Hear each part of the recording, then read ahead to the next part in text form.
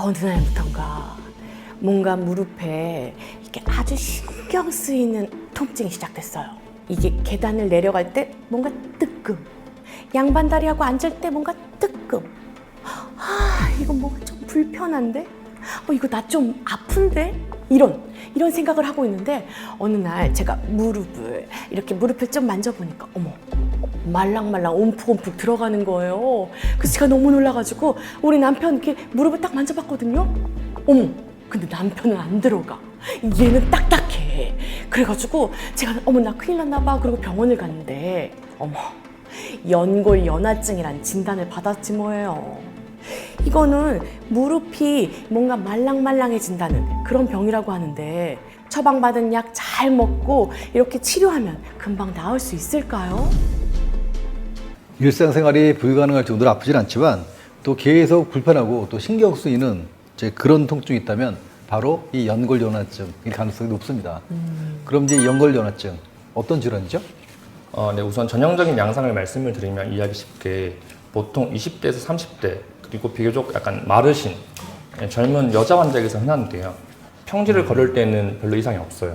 계단을 오르내리거나 할 때 통증이 발생을 하고 또는 이제 장시간 동안 오래 서서 근무하는 뭐 예를 들면 백화점이나 뭐 헤어 디자인에서 근무하시는 이런 분들에게서 무릎 앞쪽에 통증이 발생을 하는 질환들을 총칭합니다. 그럼 놀라운 게 약간 젊은 층에서 20, 30대 그것도 마르신 분들한테 근데 제가 설명을 들으니까 제 친구 중에 진짜 운동 열심히 하는 친구 있거든요. 무릎이 그렇게 아프대요. 네. 운동을 열심히 하는데. 네, 열심히 하는데 근데 이게 무릎 질환이고 이게 하중이 많이 이렇게 반영되는 이렇게 무게가 많으신 분들이 있는 것도 아니고 마르신 분들한테도 많이 잘 생긴다고 하니까 저는 약간 헷갈리거든요. 네, 이게 마른 사람들이 왜 잘생기냐면 허벅지 근력이 약하기 때문에.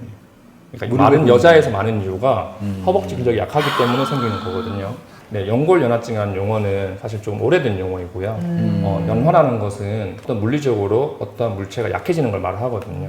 이런 연골이 약해진 거는 조금 확인하기가 힘든 부분이 있고 지금은 슬개대퇴 관절 통증이라는 말을 좀 더 많이 쓰게 되고 있습니다. 더 어려워졌는데? 네, 좀 쉽게 설명을 드리면 통증 증후군. 네, 그래서 설명을 드리면 이제 요 무릎에서 요 앞쪽에 요 뼈가 덮개뼈라고 하죠. 이제 요게 이제 슬개골이라고 하는 거고 까보면 여기 치워보면 이제 이 무릎뼈가 이제 대퇴골이라고 하는 뼈인데요. 그래서 슬개 대퇴 관절 이 사이의 관절 부분에 통증이 발생하는 질환을 총칭을 하게 됩니다. 그래요. 저도 이제 보면 이렇게 뭔가 몽글몽글한 게 여기 부분이 네. 왜냐하면 앞쪽에가 염증이 생기면서 붓게 되니까요. 조금 그렇게 느낄 수가 있을 것 같고요. 이제 원인을 알기 위해서는 그 기전을 좀 말씀을 드리는 게 좋을 것 같은데요.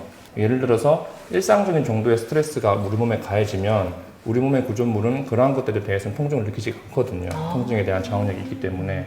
근데 가끔씩 조금 무리한 운동, 예를 들면 등산을 하거나 뭐 오랫동안 달리기를 하게 되면 스트레스가 가해지면서 연골에 손상이 갈 수는 있지만 다시 또 그게 자연적으로 회복이 되는 그런 방어 기전을 가지고 있는데요. 이러한 스트레스가 너무 오랫동안 너무 과하게 지속이 되면 그러한 방어 기전이 깨지는 거예요.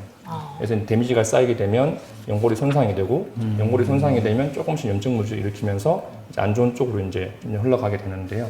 원래는 통증을 안 느꼈는데 통증을 느끼게 되고 또 그리고 그게 시간이 지나면 회복이 되어졌는데 몇 달 동안 운동을 쉬어도 회복이 안 되고 이런 식으로 만성적으로 흘러가게 됩니다. 이 연골연화증이 이렇게 들어간다고 했잖아요. 네. 움푹. 그리고 네. 제가 제 친구를 봐도 좀 들어가겠는데? 약간 몰랑몰랑하게 생겼는데 이렇게 했거든요. 네, 네. 근데 이게 뼈가 들어가서 그런 걸까요? 아니면 그 옆에 뭐가 부어서 얘가 이렇게 풍선처럼 뽁 들어가는 건지 그것 좀 설명을 해주시면. 이게 이제 환자분들이 걱정하시는 것 중에 하나가 이제 병명이 연골연화증이니까 뭔가 약해져가지고 내가 이를 세게 누르면 이런 뼈나 연골이 들어간다고 들어간다. 생각을 하시고 걱정하시는 게 계신데요. 근데 이나 뼈나 연골은 거의 이상이 없고 환자가 그렇게 느끼는 거는 뭐냐면 여기가 붓는 겁니다. 앞쪽이 부으니까 쉽게 말하면 살이 붓는 거죠. 여기서 이 손가락으로 누르면 그 살이 들어가면서 이제 패인 듯한 그런 게 보일 수가 있는 거고. 그래서 연골연화라고 해서 뭐 정말 이게 약해져가지고 손으로 눌렀을 정도로 이렇게 들어가건 하진 않으니까 조금 걱정하실 필요는 없다고 안심을 시켜드리고 있습니다. 근데 참 이게 굉장히 애매한 것 같아요. 네. 이게 뭐 무릎 아프면은 뭐 관절염이라고 할 수도 없고 또 인대가 다친 것도 아니고 뭐 연골이 찢어진 것도 아니고 그럼 구체적으로 네. 우리가 이런 걸 이제 진단을 하려고 하면 네. 그러니까 어떤 기준으로 이제 병원에서 진단을 하고 네. 네, 우선 이 연골연화증 같은 경우에는 엑스레이를 찍었을 때는 거의 대부분 정상으로 나오고요. 이제 MRI 검사를 해봐도 그 덮개뼈 쪽에 연골에 정말 심한 경우 약간의 무슨 신호 정도의 변화는 있겠지만 거의 정상으로 나오거든요. 그래서 이런 엑스레이나 MRI가 중요한 것이 아니고 제가 앞에서 말씀드린 것 같이 그런 환자의 병력이 가장 진단에 중요하다고 병력. 하겠습니다. 네, 그렇다고 해서 이제 이런 엑스레이나 MRI 검사가 의미가 없는 것은 아니고요. 왜냐하면 무릎 압축의 통증이 발생을 할 때 이런 연골연화증만 있는 것이 아니고 슬개 대퇴 관절에 관절염이 있는 경우가 있어요. 이건 또 다른 문제거든요. 혹은 이렇게 치워보면 연골이 떨어져 나가는 병이 있습니다. 이제 그걸 좀 어려운 말로 박리성 골 연골염이라고 하는데 딱 보니까 여기 연골이 이미 없어져 버린 거죠. 근데 그거는 연골연화증이 아닌 거거든요. 혹은 자기도 모르게 자꾸 무릎이 빠지는 거예요, 바깥으로. 이러한 것들도 이제 전반적으로 이렇게 무릎의 앞쪽에 통증을 일으킬 수가 있기 때문에 나는 무릎 앞쪽이 아픈 젊은 여자니까 연골연화증이겠지라고 이제 두지 마시고 한 번쯤은 전문의 진료를 보고 그러한 다른 병들이 있진 않은지 한번 체크해 보는 것은 분명히 의미가 있을 것 같습니다. 아까 MRI, 엑스레이에서도 그렇게 잘 드러나지 않는다. 신호는 조금 있지만 그래도 다른 병명일 수도 있다 이렇게 말씀을 하셨잖아요. 그럼 저희가 느낄 수 있는 그런 게 뭐가 있을까요? 뭐 일단 뭐 말랑말랑해지는 것도 뿐만 아니라 약간 열감을 느낀다거나 그런 증상들, 그렇게 알 수 있는 증상들이 있나요? 네. 우선은 말씀드린 것 같이 주로 이제 앞쪽, 무릎 앞쪽에 국한된 통증이 이제 가장 중요한 증상인데요. 동시에 이제 젖혀보면 이렇게 뼈만 있는 것이 아니고 이 사이에는 되게 지방 조직이 있거든요. 이런 지방 조직이 염증이 생기면서 되게 붓습니다. 붓게 되면 겉에서 봤을 때 눌러보면 이렇게 푹푹 약간 들어가는 그런 걸 느낄 수가 있고요. 그리고 열감이나 그 동통도 분명히 발생을 하고요. 이런 것들로 내가 뭔가 조금 연골연화증이 있을 수 있겠다. 한번 병원을 가봐야겠다라고 생각할 수 있을 것 같습니다. 예를 들어서 이제 그 여성분들이 이제 중년 여성분들이 이제 층계 내려갈 때 이제 자꾸 내려가는 거예요. 통증이 있으니까.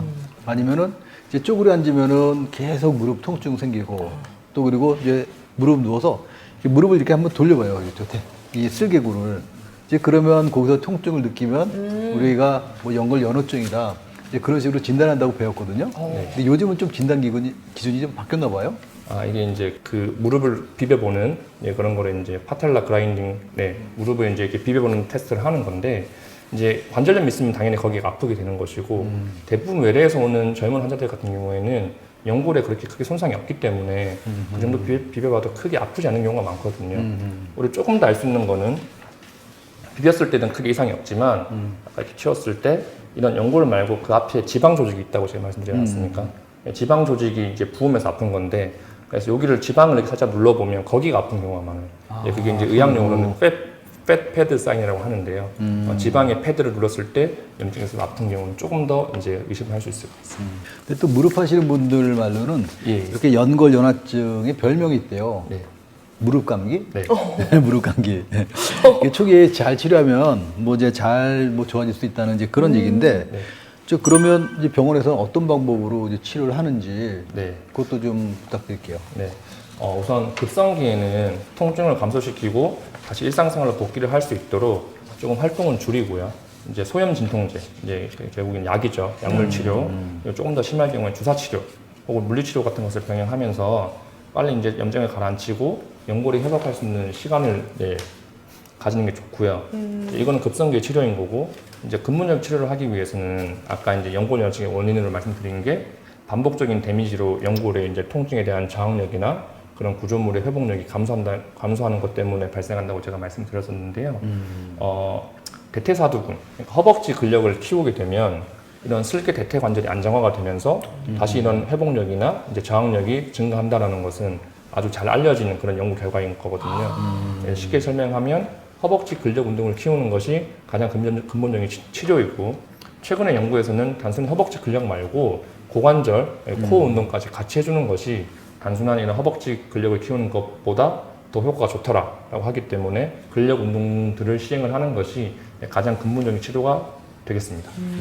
뭔가 무릎이 아플 것 같으면 좀 살을 빼거나 그러면 좀 덜 아프게 느껴지고 그런데 오히려 이 허벅지 근육을 더 단단하고 네. 건강하게 만들어야 무릎이 더 좋아지는군요. 네네.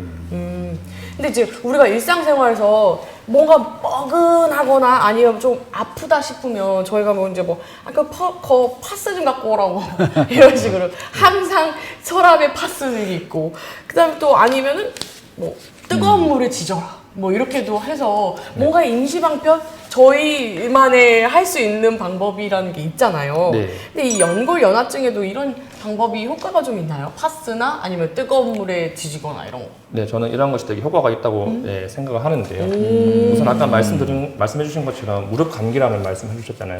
네, 감기 굳이 병원에 안 가고도 스스로 잘 낫는 경우도 많듯이 네네네. 이러한 것들도 충분히 스스로 케어할 수 있는 거라고 생각을 하고요. 예, 파스 같은 경우에는 이게 결국에는 성분이 먹는 약하고 똑같습니다. 소염제인데 이제 그거를 먹느냐, 붙이느냐의 차이기 때문에 예, 약물 치료를 하게 되는 것이고요.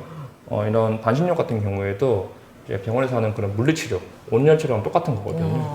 그래서 그런 것들을 해서 본인이 편안함을 느낀다고 하면 물론 개개인마다 차이는 있겠지만 예, 충분히 의미 있는 치료가 될 수 있다고 생각을 합니다. 맞아요.